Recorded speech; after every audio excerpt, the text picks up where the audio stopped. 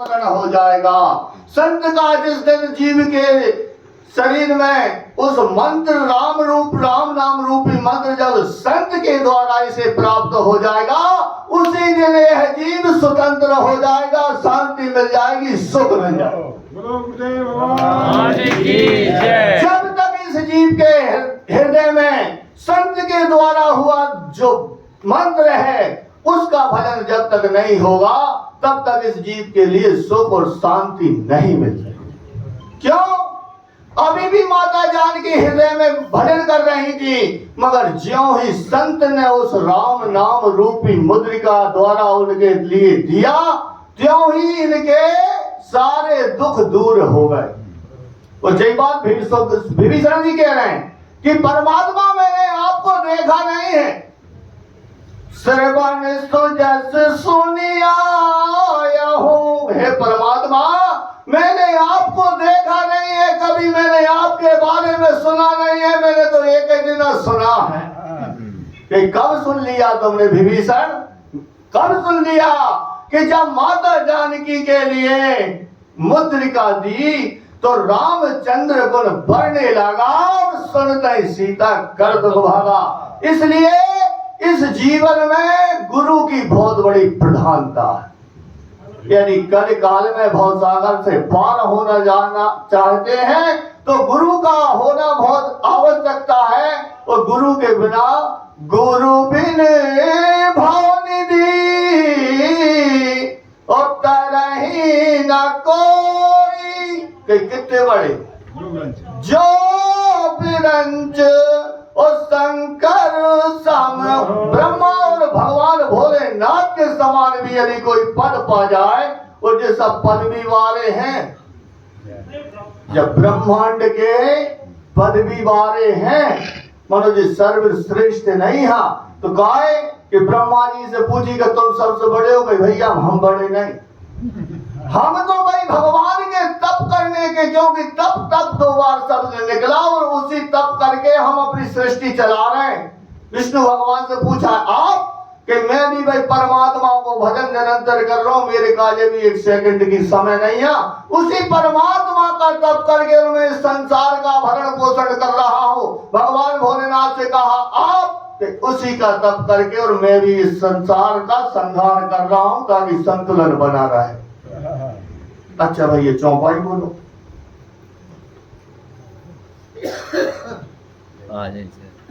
तब देखी मुद्रिका मनोहर, राम नाम अंकित अति सुंदर। आज सभी से माता जानकी ने आग मांगी, मगर किसी ने आग नहीं दी। आग का भी इस दोहा में 11 नंबर दोहा में 9 बार उच्चारण हुआ है। पावक, पवन, पावक, अग्नि, अगन, अनल, जितनी भी बार हुआ है 9 बार हुआ। और 9 की प्रधानता है क्योंकि 9 ही पूर्ण है। परमात्मा का जो राम के नाम, राम जी का और राम जी के नाम में जो बात है वह 18 दोहा से बालकांड में 27 दोहा तक चली। संख्या है 9। 2 में यदि दोइयों को विभाजन कर दो और 7 और 2 जोड़ दो तो 9 हो जाए, तो 27 में 18 घटा दो तो भी 9 हो जाए। और बालकांड में भगवान गोस्वामी तुलसीदास जी जब व्याख्या कर रहे हैं तो 9 ही लोगों की वंदना की है, और 9 पूर्ण है, और 9 ही नवदुर्गा है, और 9 ही गिरे हैं, और 9 ही इस 11 नंबर के दोहा में अग्नि का नाम आया है। क्योंकि अग्नि भी एक समय नारायण है और उसी नारायण से, अग्नि नारायण से भगवान श्री राम जी का प्रकट है। इसलिए माता जानकी ने 9 बार अग्नि का नाम लिया कि हे अग्नि नारायण, आप तो जो परमात्मा श्री राम जी मिले हैं, यदि आप मुझे धारण कर ले तो मैं पुनः राम जी से मिल जाऊंगी, इसलिए मैं आपका 9 बार नाम ले रही हूँ।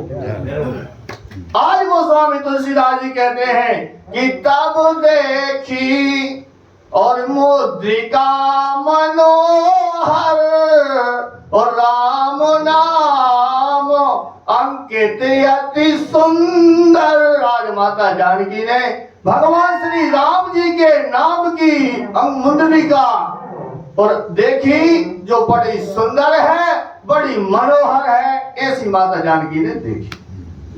चकते चितव मुदरी पहचानी हर से विशाल हृदय अकुलानी।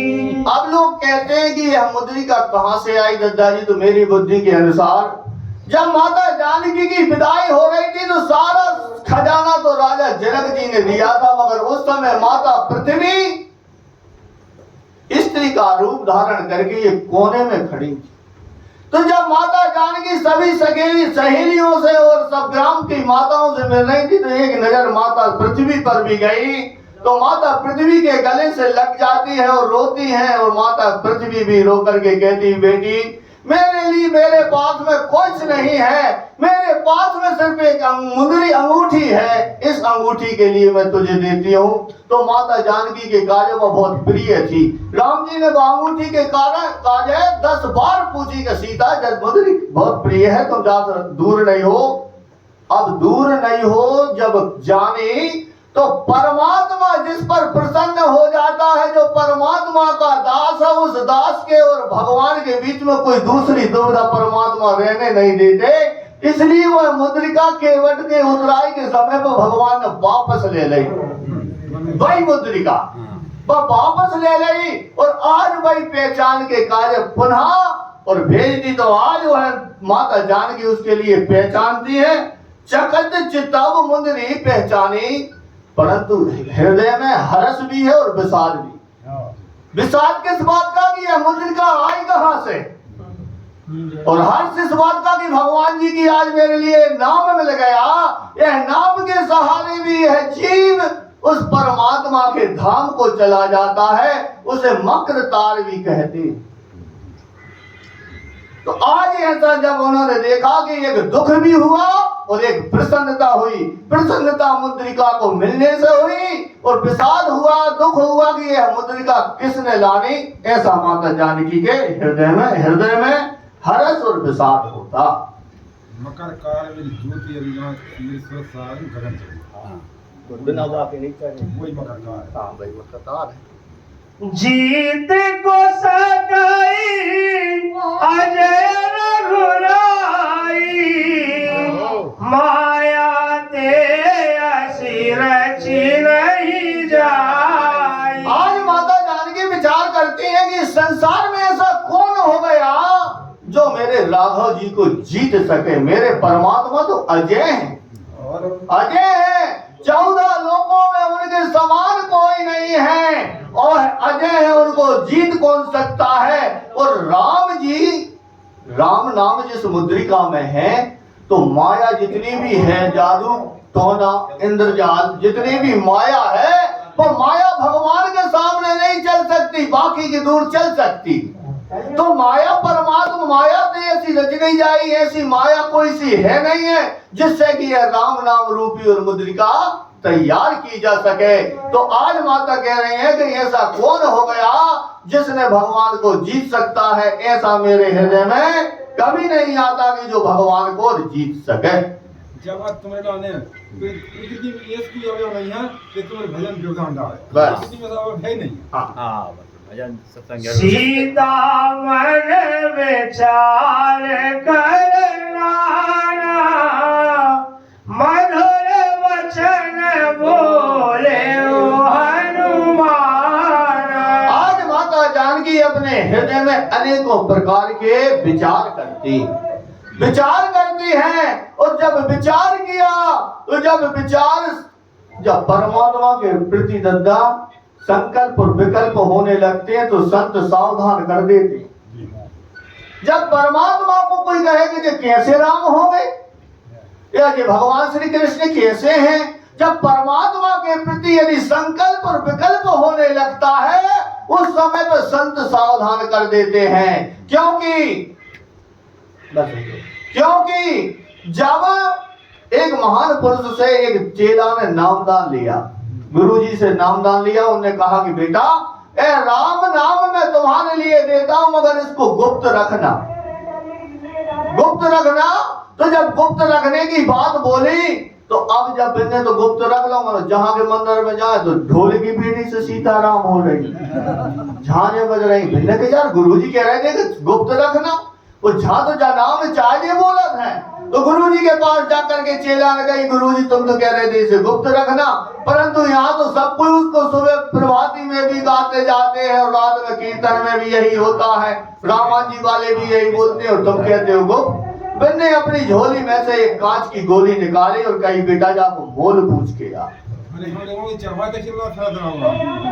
अब जब वो राम नाम की वो गोली कांच की जब दे दी तो उसके लिए पूछने के लिए गए तो सब्जी वाले से पूछी कि इसके ले लोगे? उन्होंने कहा कि 1 किलो पालक दूंगा।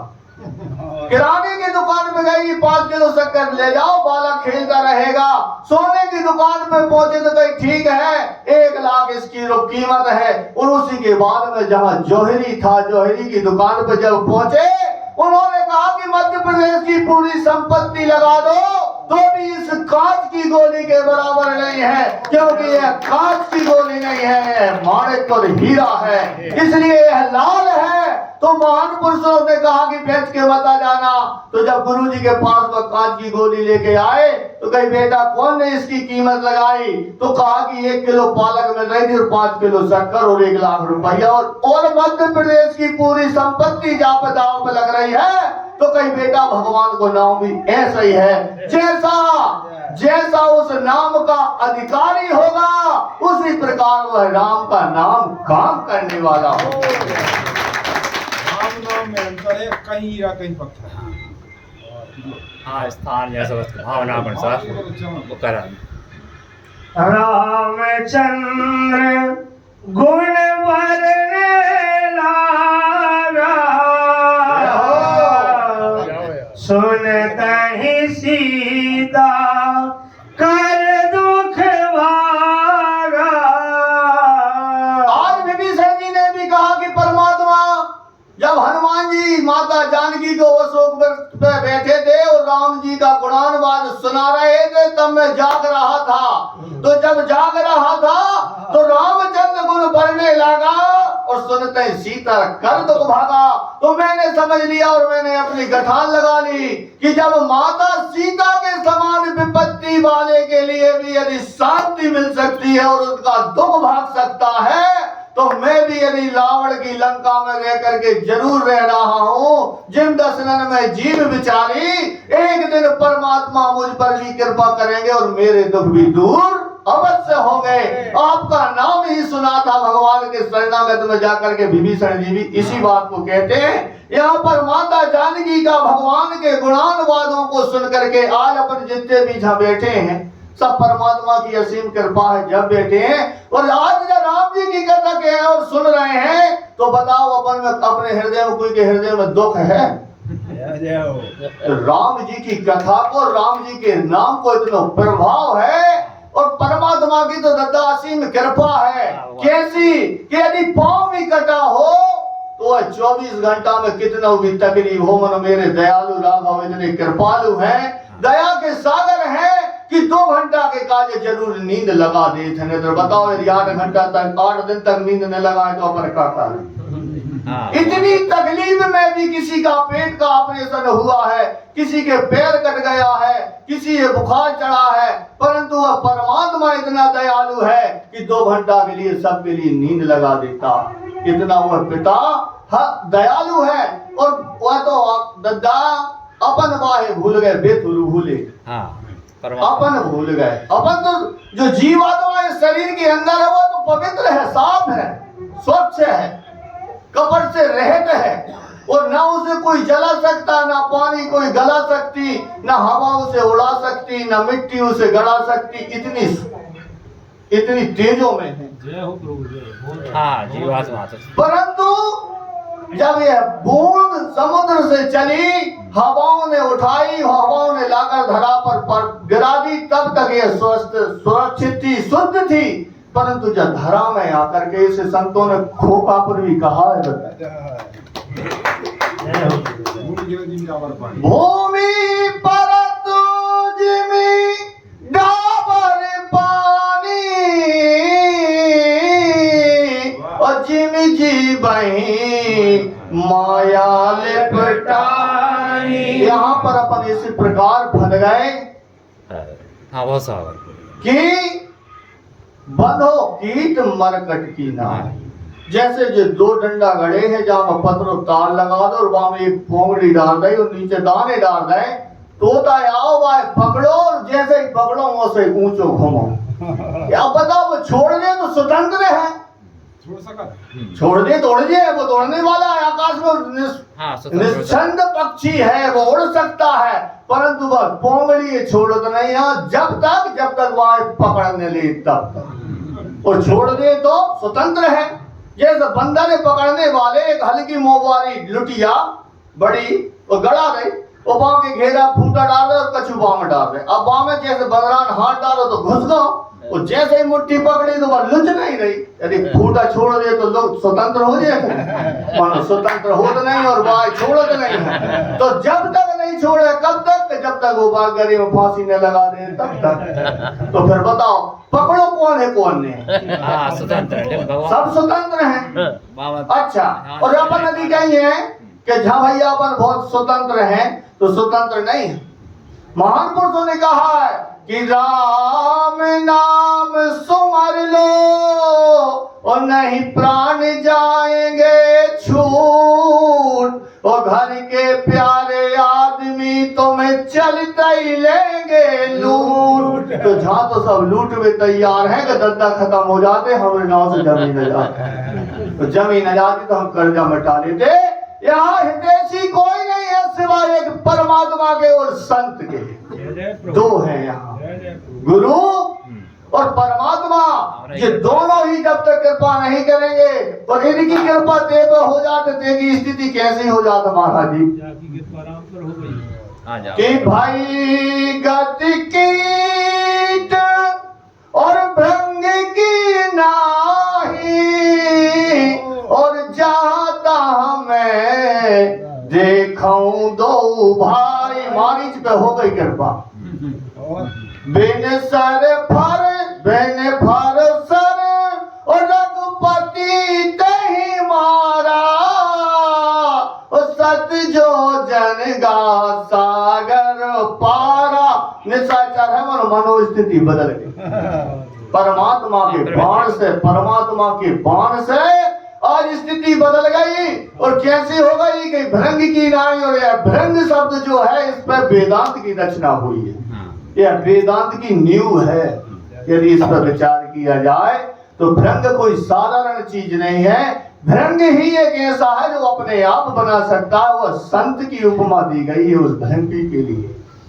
सब जीव तो अपने अपने भोग से और संतान उत्पत्ति करते हैं, मनो भृंग एक ऐसा है कि वह दूसरे चिट्ठा को पकड़ करके अपनी टिपारी में बंद करके और उसको आवाज सुना करके वो उसी की तरह बना लेता है, उसका नाम भृंगी है।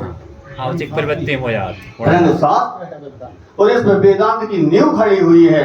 भैया बोले लागी सुने श्रवण मन लाई, आदि होते सब कथा सुनाई। आज माता जानकी कान लगा करके मन लगा करके भगवान श्री रघुनाथ जी के चरित्रों को, भगवान की कथा को सुनने लगी। और हनुमान जी ने आदि से अंत तक की, जहां से माता जानकी आई थी और हरण हुआ और वहां से लेके आज समुद्र तक की वो सारी कथा कह करके सुना दी। श्रवणामृत जेहि कथा सुहाई, कही सो प्रगट होती के भाई। आज माता जानकी कहती हैं भैया तुम कौन हो जिन्होंने मेरे कानों के लिए इतनी अमृतमयी कथा सुना दी कि जिसको मरने वाले के लिए कोई उसके मुख में एक अमृत की बूंद डाल दे। आज तुम्हारी कथा मेरे लिए ऐसी सुशोभित हो रही है कि मैं आज मरना चाहती थी, परंतु आपने जो कथा सुनाई, जो श्रवणों के द्वारा गई, वह आज मेरे लिए अमृत का काम कर रही है। और कहीं सो प्रकट होत के न भाई है भैया, तुम कौन हो कथा सुनाने वाले, और तुम कहाँ हो, तुम प्रकट क्यों नहीं होते? तब हनुमंत निकट चल गया हूँ, फिर बैठी मन विस्मय भाया हूँ। अब जब माता जानकी ने कहा कि भैया प्रकट क्यों नहीं होते, हनुमान जी प्रकट हो जाते। प्रकट हो गए, और जब प्रकट हो गए पास में चले गए तो माता जानकी अपना मुंह फेर करके बैठ जाती। बताओ, आज बानर रूप रखे हुए है, कहीं बंदर मनुष्य की वाणी बोल सकता है, और मनुष्य की वाणी बोल रहा है और भगवान की पूरी कथा सुना रहा है। इसलिए माता जानकी विस्मय हो गई, विस्मय हो गई, है तो हो गई कि भैया वो तो ऐसा प्रतीत होता है कि यह तो निशाचरों की मुझे माया ही जान पड़ती है, क्योंकि बानर है और बानर मनुष्य की वाणी बोले तो ऐसा तो माया ही से संभव हो सकता है। ऐसा कहीं मैंने तो आज तक नहीं सुना कि बानर और मनुष्य की वाणी बोले और भगवान की कथा बोले। जो तो भैया मुझे ऐसा लगता है कि शायद निशाचर ही और बानर रूप में है। कि राम दूत में मात जानकी, सत्य शपथ करुणा निधान की। आज हनुमान जी ने कहा, हे माता, मैं सत्य कह करके कहता हूँ कि मैं भगवान श्री राम जी का दूत हूँ। राम दूत में माता जानकी, और जैसे ही करुणा निधान शब्द माता जानकी ने से हनुमान जी ने कहा, तो करुणा निधान जो नाम भगवान का था वो सिर्फ 3 लोगों के लिए याद था, 3 लोगों की जानकारी में था। एक तो माता पार्वती, माता जानकी और भगवान श्री राम, क्योंकि माता जानकी ने मांगा था और माता भवानी ने कहा था कि मिलई सोवर सहज सुंदर सावरो, करुणा निधान सुजान शील स्नेह जानत। हे सीता, तू जिस करुणा निधान की बात कर रही है, मैं तेरे लिए एक नाम देती हूँ। इस करुणा निधान का नाम तू निरंतर जाप करना, और इसके बाद यदि तू दूर भी हो जाएगी तो करुणा निधान का नाम स्मरण करते करते तुझे परमात्मा पुनः प्राप्त हो जाएंगे। और वो माता जानकी ने आज करुणा निधान नाम सुना तो माता जानकी भी समझ गई कि यह कोई भगवान का भेजा हुआ दूत है। संत रूप में, संत रूप में प्रकट है भगवान का।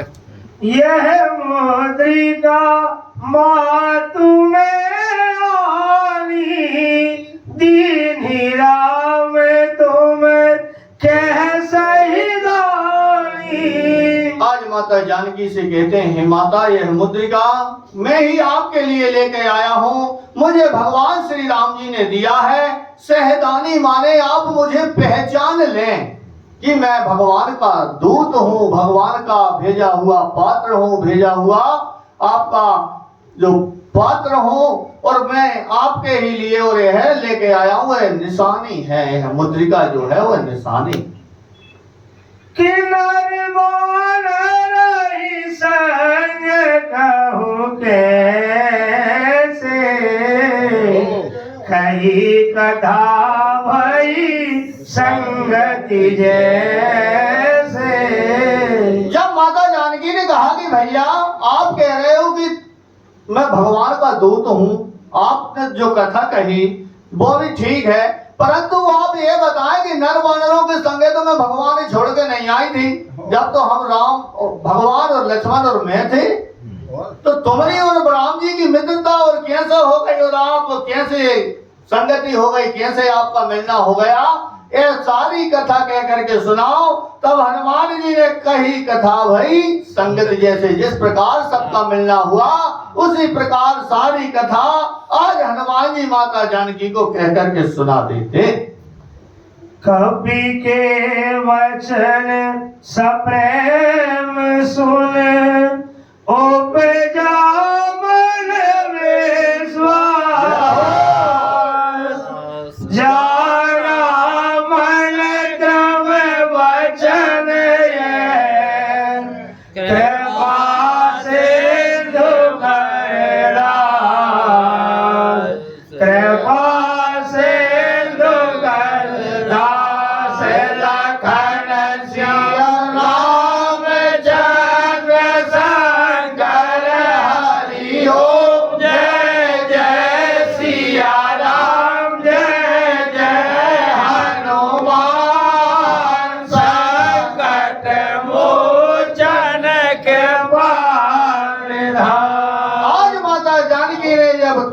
के प्रेम युक्त वचन सुने।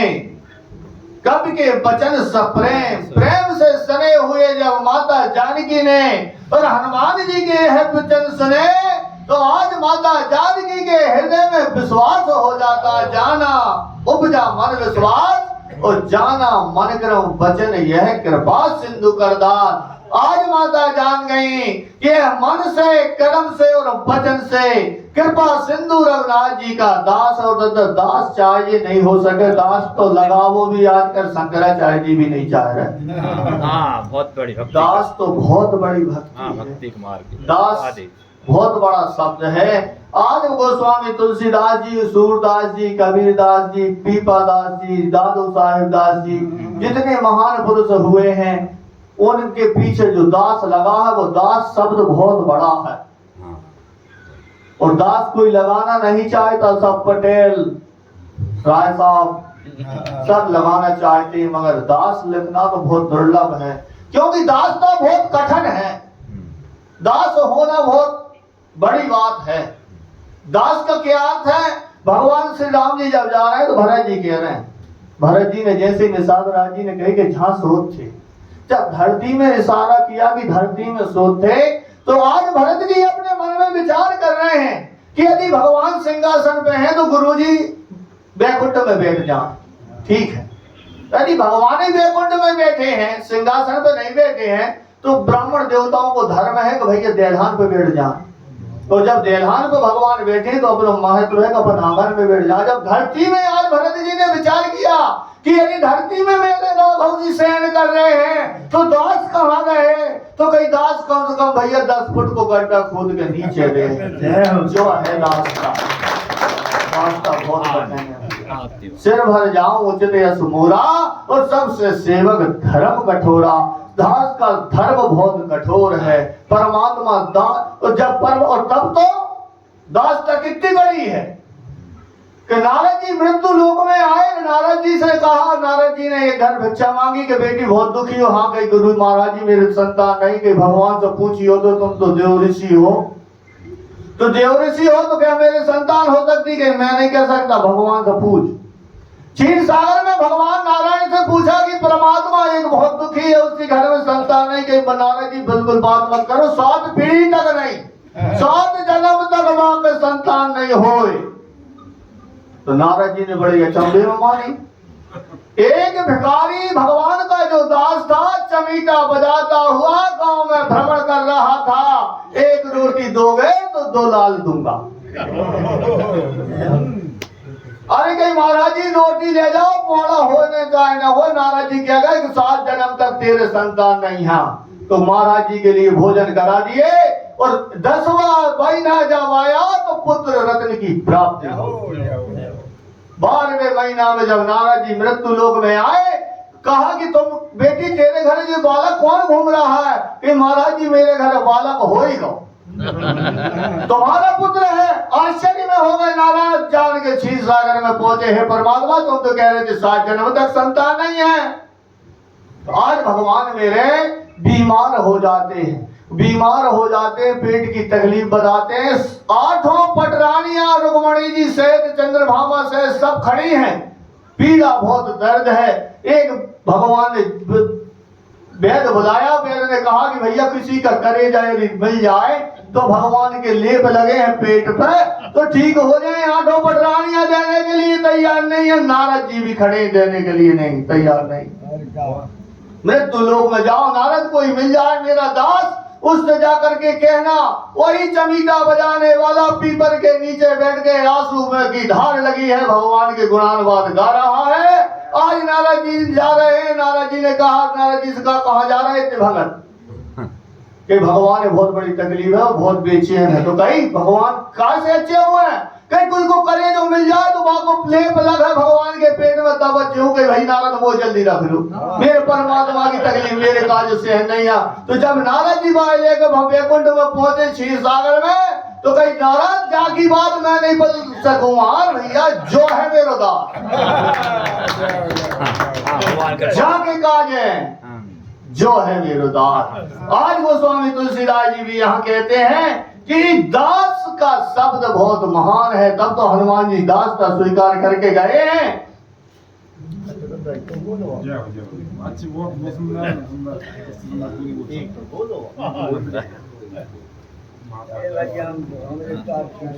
हमने तो बोला था मानव के संत यहाँ मेरे कभी लिखे तो हमने देखा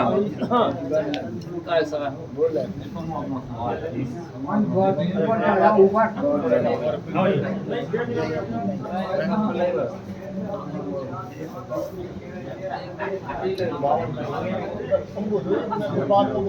हाँ एक दोहा बोल दो भैया भैया रेट दे ले लगी तो रे अरे ही देना सुना रोज